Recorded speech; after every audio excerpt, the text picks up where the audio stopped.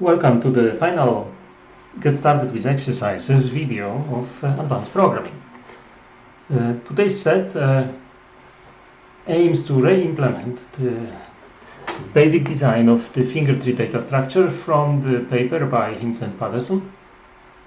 There is an introduction here in the exercise sheet. I will not read it for you. You can pause the video if you want to read.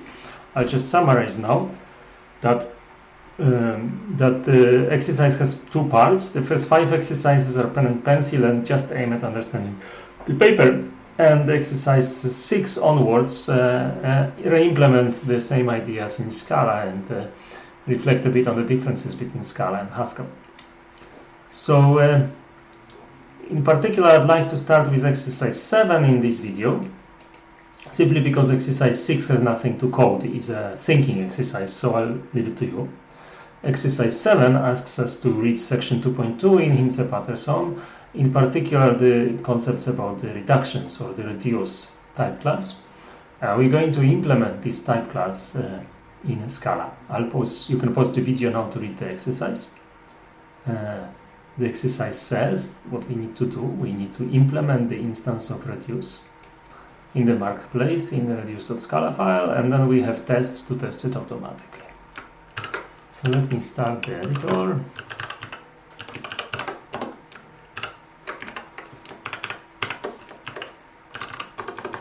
Let me also start compiler or the test suite.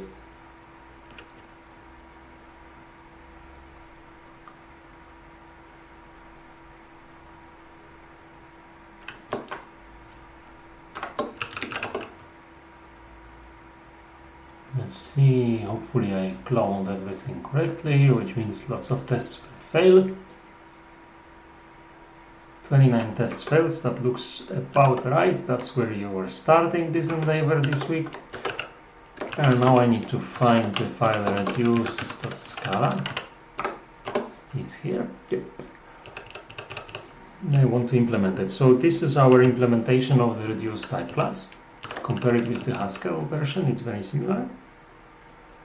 And then we'll do some more programming here in exercise 8. Then, like in the previous weeks, we have some laws in the object laws. There is only one here, but good enough for us to do some testing. And then there is a function reduce, which is just a wrapper for it implicitly, so that we can find the reducers for various data structures more easily. We won't use it in exercise 7, but the code uses it here and there, and you might want to use it later as well. Okay, so we are asked to provide an instance. This is exercise 7 we are solving here, and we are asked to provide an instance of reduce for list. So we know it will have this type. We need to instantiate the trait.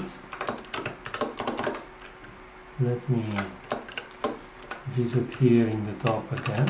So it's this trait we are instantiating, and there are these two abstract members that we need to implement in order to instantiate this trait. The other members are concrete, so we don't need to implement them, but these two are necessary. I call the compiler now to show you what this means.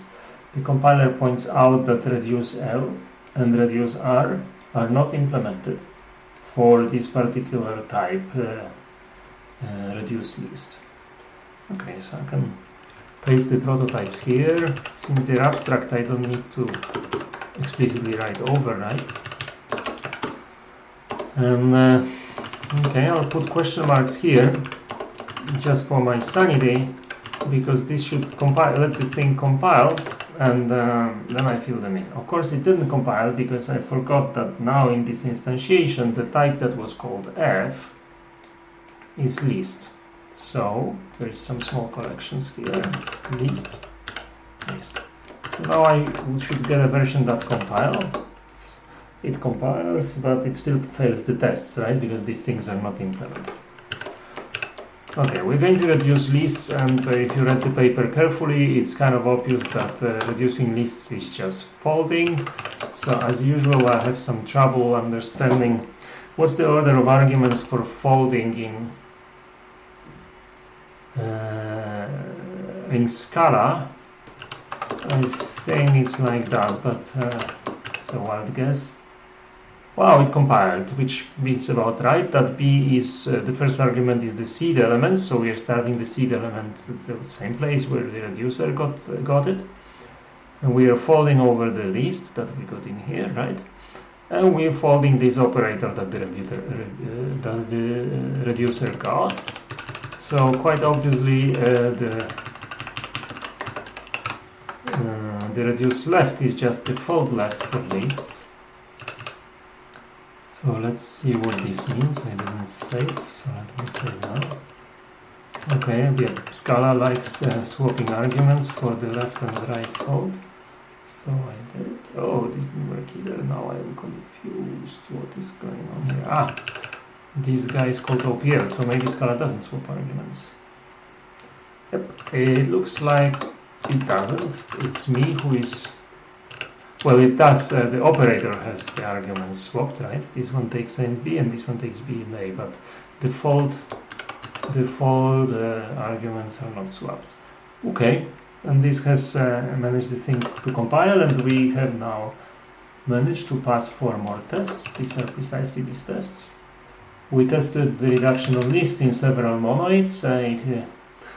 Remember, we can only test it when we concretize the type of the list, right? So I'll test on listed integers and lists of strings and lists of lists, and I use the monoids from a few weeks back to provide the operators plus, star, and concatenation. So this way we have solved the exercise number 7. And I do suggest that you look into exercise 6 seriously, because this will make it easier for you to understand things and then continue with what follows. Good luck.